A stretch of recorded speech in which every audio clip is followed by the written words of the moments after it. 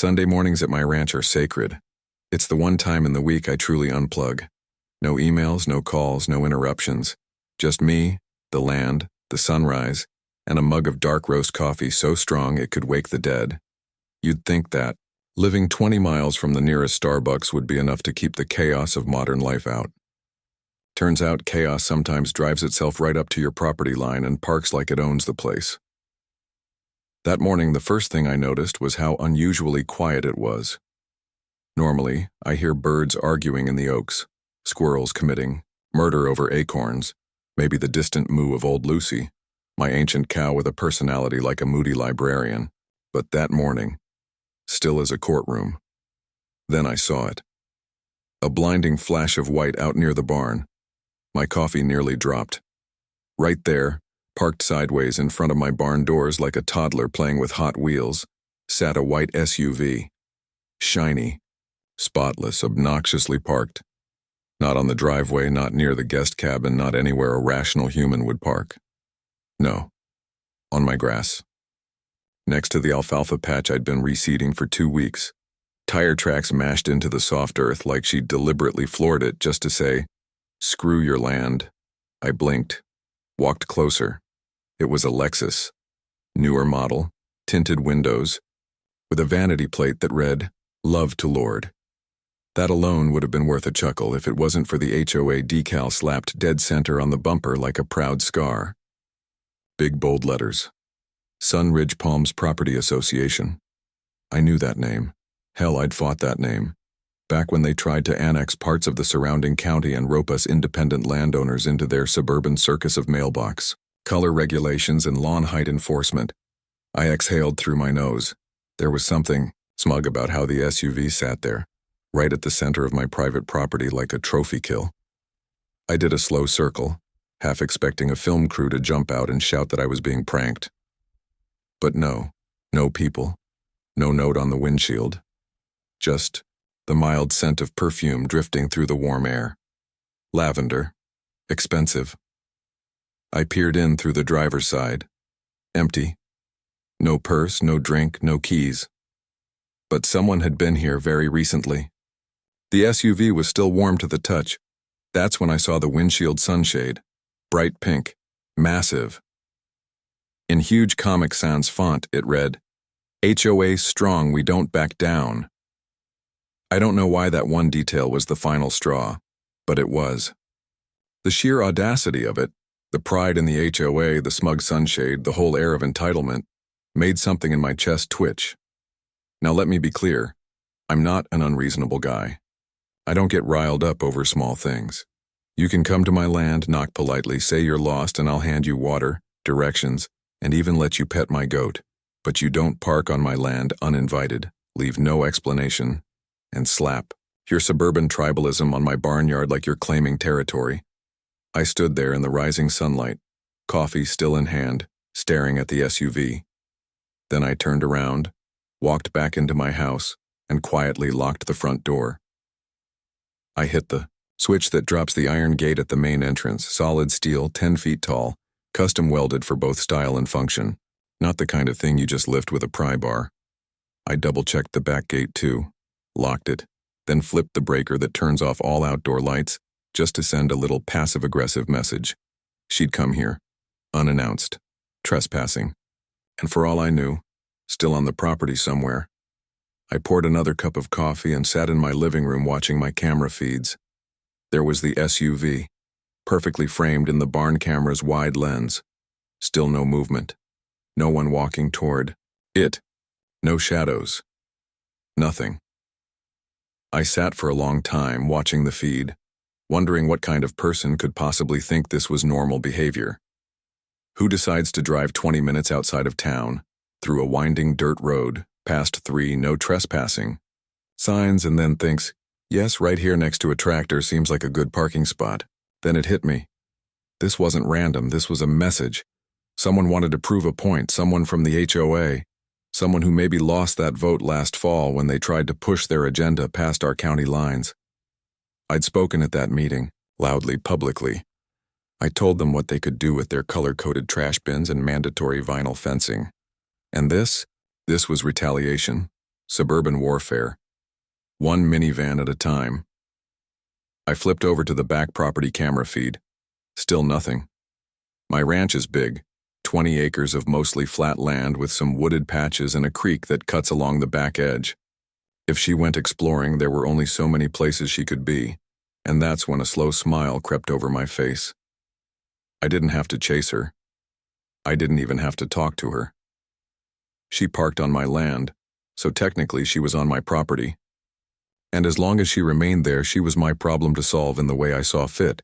So I made a decision, a bold, petty, glorious decision. I would leave, just vanish. Not far, just far enough. I'd lock up every gate, make sure she had no way out, and then disappear for a week. Let her sit there. Let her figure out ranch life the hard way. With coyotes at night, no signal bars, and no Starbucks within mooing distance. I packed a bag, loaded up my ATV with supplies, turned off every visible camera monitor, and rode out the back trail toward my buddy Dave's hunting cabin. He owed me a favor anyway, and I figured it was time to cash in. But before I left, I did one last thing. I printed out a laminated sign and stuck it on the barn door. Warning: property owner has left for annual retreat. No trespassing. No assistance, no exceptions. If you're stuck, you'll have to wait. God bless. I may have added a little smiley face just to twist the knife. And with that, I rode off into the hills, leaving behind one very stranded HOA warrior in a white SUV that would soon feel very out of place next to cow patties and rattlesnakes. Whatever happened next? Well, let's just say she was about to get the full ranch experience, and I was going to enjoy every second of it. Sunday mornings on the ranch are normally quiet, peaceful even. That's why I moved out here in the first place. 20 acres of my own land, no neighbors, no rules, no city noises. Just birds in the trees, cows in the field, and the kind of silence that settles in your chest like warm coffee. That morning started like all the good ones. Sunrise breaking over the hills, steam curling from my mug, the smell of dew-soaked earth, and the slow creak of the porch swing under me. Then I saw it. A flash of white out by the barn. Not a bird. Not a stray dog, something square and too shiny for the country. I squinted, leaned forward. It was a vehicle. An SUV. Parked halfway onto the grass right in front of my barn doors like it had the right to be there. I blinked, stood up, and walked across the yard, coffee in hand, boots sinking slightly into the soft morning soil. The closer I got, the more out of place it looked.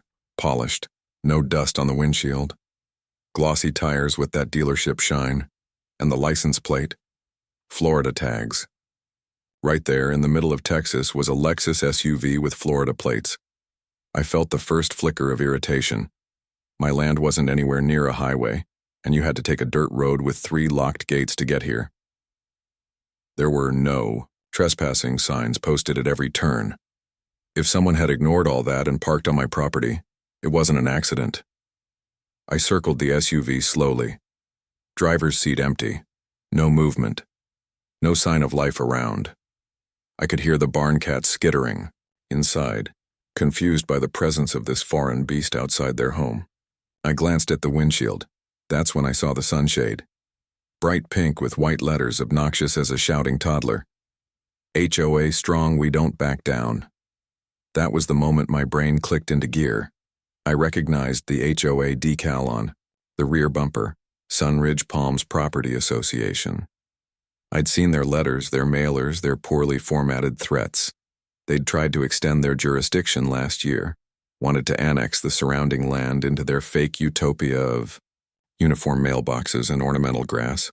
I'd stood up at that town meeting and told them exactly where they could stick their bylaws.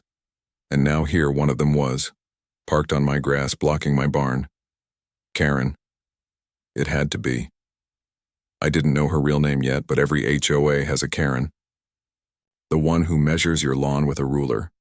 The one who calls a meeting if your porch light is too bright at night. The one who thinks because she once ran a PTA meeting, she now controls land use rights. I stared at the SUV, trying to piece together her logic. Why here? Why my barn?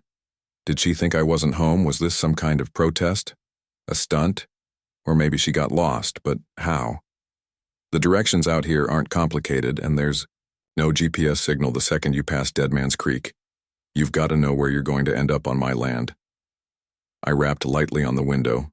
No response. Knocked on the hood. Nothing. Listened. No footsteps. No voices. No other vehicles. She had to be somewhere close, but not inside the car. That made things more interesting. Now, I'm not someone who spooks easily, but I don't play games on my land. You come out here uninvited, you better have a reason and a respectful attitude. What I was looking at was the opposite of both. I walked back to the house, slow and calm, like I had all the time in the world. The coffee was still warm in my hand, but I wasn't tasting it anymore. My mind was already moving ahead 3 steps. I opened the door, stepped inside, and bolted, it behind me. Then I hit the switch that activated the perimeter locks. The iron gate at the front of the property lowered automatically.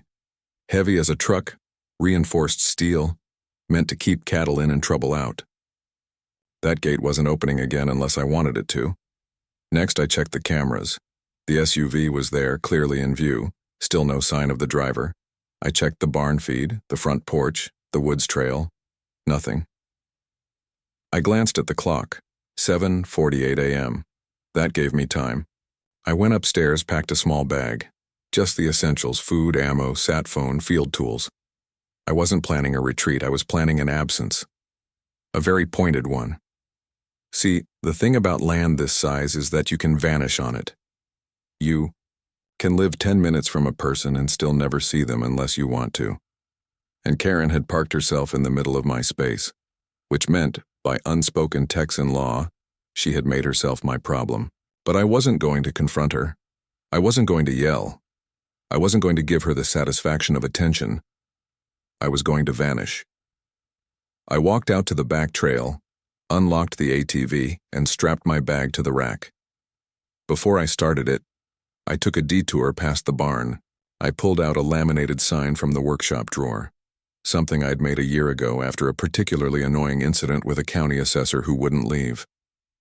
In bold black letters, it read, "Property owner gone for 8 days, no services, no access, no exceptions. If you're stuck, you'll stay that way, God bless."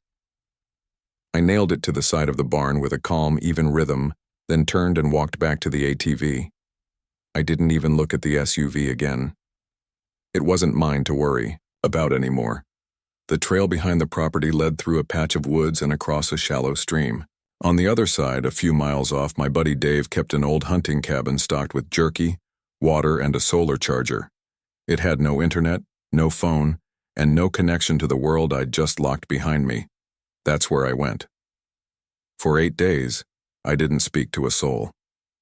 I cooked over a fire, read old paperback thrillers, and watched the clouds move over the hills. Every so often, I'd check the cameras from my sat connection, and there it was, Karen's SUV, unmoved. A few times, I saw a shadow pass by the barn window. She was still there, still stuck. No help, no escape, and no idea that I was just a few miles away, sipping black coffee with a smirk that wouldn't go away. She parked on my land, so I made her part of it. For 8 whole days.